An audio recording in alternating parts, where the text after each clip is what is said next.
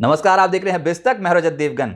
आज जब भारतीय बाजारों की ओपनिंग होने वाली थी तो बहुत ही मिले जुले संकेत थे। ज्यादातर एशियाई बाजार लाल निशान में थे, लेकिन एसजेएक्स बता रहा था थोड़ी तेजी बन सकती है शुरुआती सत्र में। और अक्टूबर सीरीज में तो वैसे ही धमाका करके गए थे। नवंबर सीरीज का आगाज भी बेहतर रह सकता है, ऐसी उम्मीद थी मार्केट में। 17,756 के लेवल पे ओपन हुए, लेकिन एक बार 17,838 के दर्शन हो गए और ऐसा लगा कि 17,800 का लेवल पार हो गया, यानी कि एक बहुत ही मेजर पॉइंट पार हुआ है। अब तो यहां से तेजी बनी, लेकिन हुआ क्या, ऊपरी स्तरों पर आ गई मुनाफा वसूली और तगड़ी मुनाफा वसूली थी। आज के दिन का लो लगा है 17,723, लेकिन बेहतर बात क्या, रिस्पेक्ट कर लिया इन लेवल्स को बाजार ने और निचले स्तरों से फिर से दोपहर को आई खरीदारी। 17,786 की क्लोजिंग है, यानी कि संभल गए।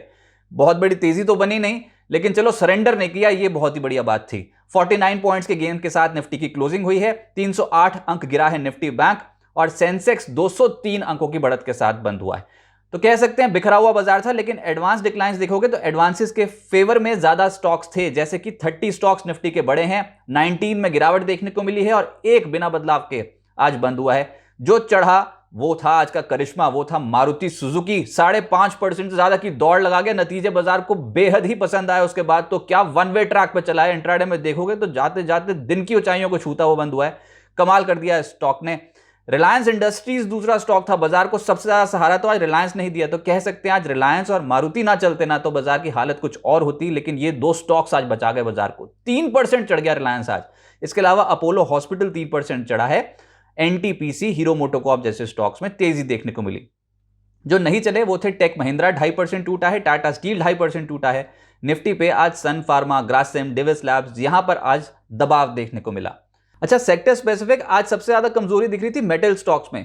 कल आउटशाइन कर रहे थे, लेकिन आज प्रॉफिट बुकिंग थी और मेटल्स में स्टील अथॉरिटी 4.5% गया, हिंद कॉपर 3% ज्यादा टूट गया, जेएसपीएल, टाटा स्टील 2.5% से 3% टूटे हैं, जेएसएल, हिंडाल्को जैसे स्टॉक्स में 2% का डेंट पड़ा है और सोमवार को है टाटा स्टील के नतीजे। फार्मा स्टॉक्स में इप्का लैब 3% से ज्यादा टूटा है, लॉरस लैब्स 3% टूटा है, सन फार्मा, डिविस लैब्स, ग्लैंड फार्मा जैसे स्टॉक्स में गिरावट देखने को मिली।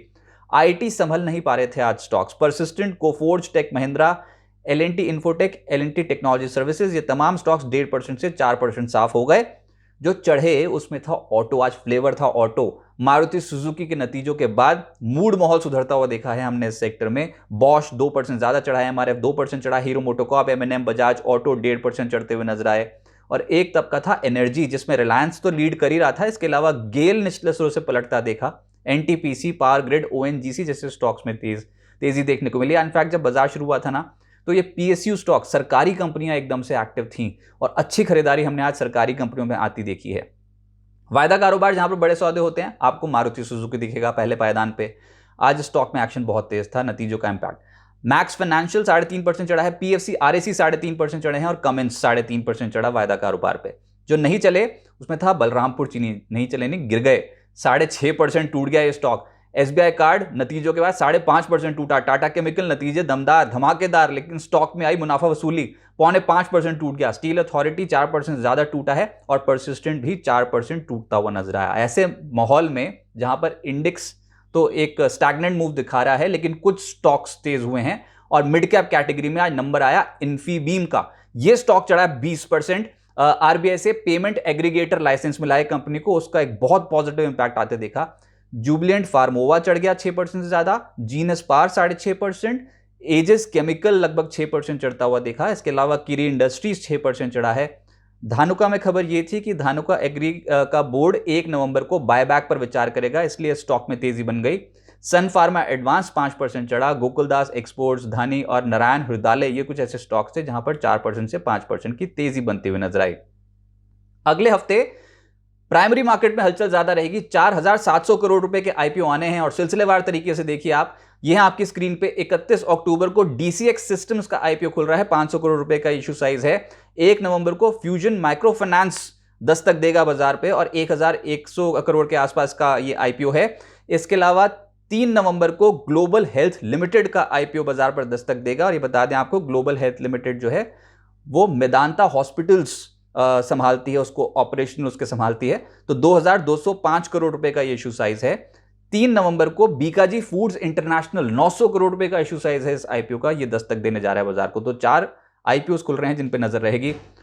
अब आगे क्या होगा, दो बड़े इवेंट्स लाइंड अप हैं अगले हफ्ते। 1 और 2 नवंबर को एफओएमसी की पॉलिसी बैठक होनी है। क्या यूएस में रेट हाइक होगी? ज्यादातर जानकार मान रहे हैं जी हां होगी। 75 बेसिस पॉइंट्स का इजाफा यूएस फेड करेगा, रेट हाइक कर सकता है। लेकिन उसके बाद जेरोम पोवेल जो कि यूएस फेड चेयर हैं, उनकी कमेंट्री पर ही फोकस चला जाएगा और आने वाले समय के लिए वो क्या आउटलुक शेयर करते हैं। तो ये एक तो मेजर इवेंट है जो असर डाल देगा वर्ल्ड मार्केट्स पे, बहुत ही क्लोजली ट्रैक हो रहा है। आरबीआई कैसे पीछे रह जाएगा। 3 नवंबर को अनशेड्यूल्ड बैठक है एमपीसी की। इसका एजेंडा ये बताया जा रहा है कि आरबीआई ने जो एक रेंज सेट कर रखी है 2 से 6% का, जो एक रेंज, एक बैंड सेट कर रखा है महंगाई के लिए, 3 तिमाहियों से महंगाई इससे ज्यादा है। पिछली बार जो आंकड़ा आया था सितंबर महीने का वो था 7.41% का।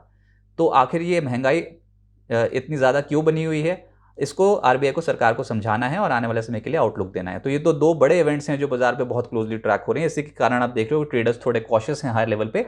और 31 अक्टूबर को सोमवार को जब हम आएंगे तो इंपॉर्टेंट नतीजे भी हैं, जिसमें टाटा स्टील है, एलएनटी है, भारतीय एयरटेल है, इन कंपनियों के नतीजे आने हैं।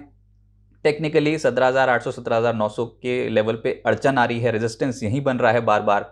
और आप देख रहे हो चाहे इंडेक्स संभला भी हो ना, तो पोर्टफोलियोज बहुत डैमेज हुए हैं। मिड कैप कैटेगरी के स्टॉक्स में अच्छी पिटाई देखने को मिली है, हाई लेवल पे प्रॉफिट बुकिंग देखने को मिली है। जैसे जैसे हम 17,900 18,000 के लेवल तक पहुंच रहे हैं ना, ऊपरी स्तरों पर थोड़ी प्रॉफिट बुकिंग दिख रही है इस समय स्क्रीन पे।